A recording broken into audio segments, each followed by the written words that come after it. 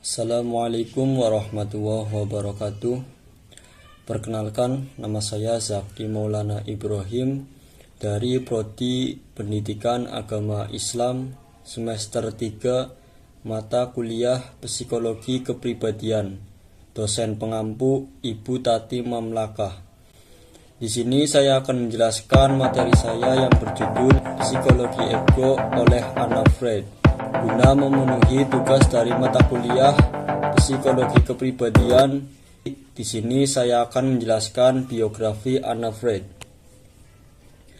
Anna Freud, pewaris tahta psikoanalisis. Anna Freud, putri dari Sigmund Freud, adalah seorang psikolog yang sangat berpengaruh dalam bidang psikoanalisis, khususnya dalam perkembangan psikologi ego. Lahir pada tanggal 3 Desember 1895 di Wina, Austria.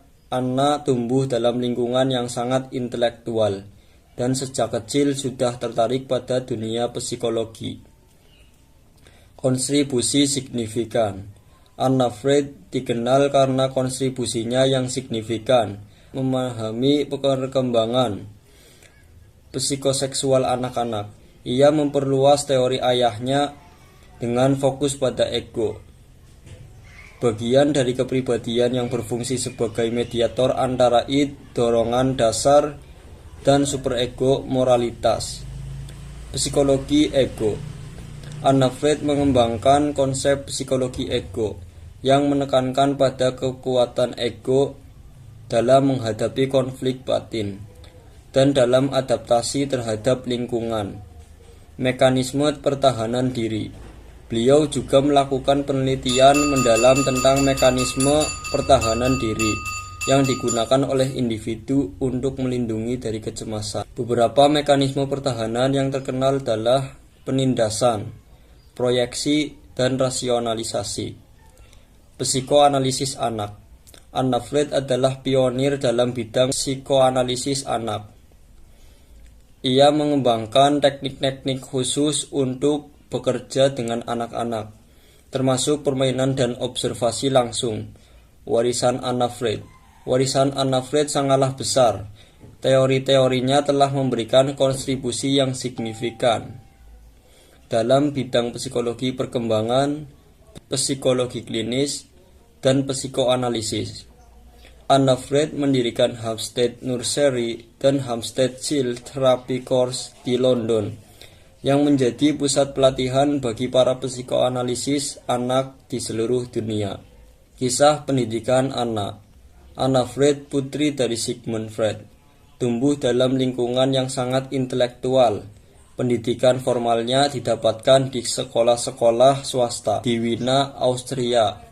Namun pendidikan yang paling berharga baginya adalah yang didapatkan langsung dari ayahnya. Pendidikan di rumah. Anna sering terlibat dalam diskusi mendalam tentang psikologi bersama ayahnya dan para tamu di rumah mereka. Analisis pribadi. Ia juga menjalani analisis pribadi dengan ayahnya, sebuah pengalaman yang sangat membentuk dirinya sebagai psikoanalisis. Kisah menarik Anna Freud selama Perang Dunia II. Anna Freud dan Perang Dunia II. Ketika Nazi berkuasa di Austria, Anna Freud dan keluarganya terpaksa melarikan diri ke Inggris. Periode ini menjadi salah satu babak paling menantang dalam hidupnya. Pelarian dan pengungsian. Kehidupan yang stabil dan nyaman di Wina. Anna Freud harus meninggalkan rumah teman dan kolega untuk mencari perlindungan di negara asing. Fokus pada anak-anak. Meskipun dalam situasi yang sulit, Anna Freud tetap fokus pada anak-anak. Ia melihat banyak anak-anak yang trauma akibat perang, baik yang terpisah dari keluarga maupun yang menyaksikan kekejaman perang.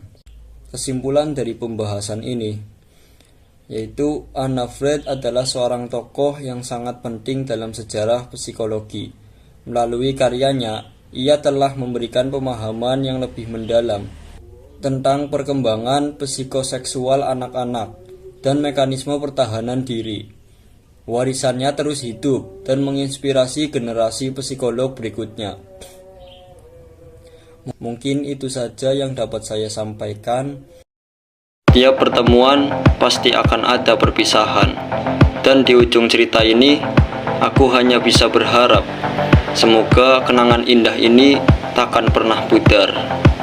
Sekian dari saya. Wassalamualaikum warahmatullahi wabarakatuh.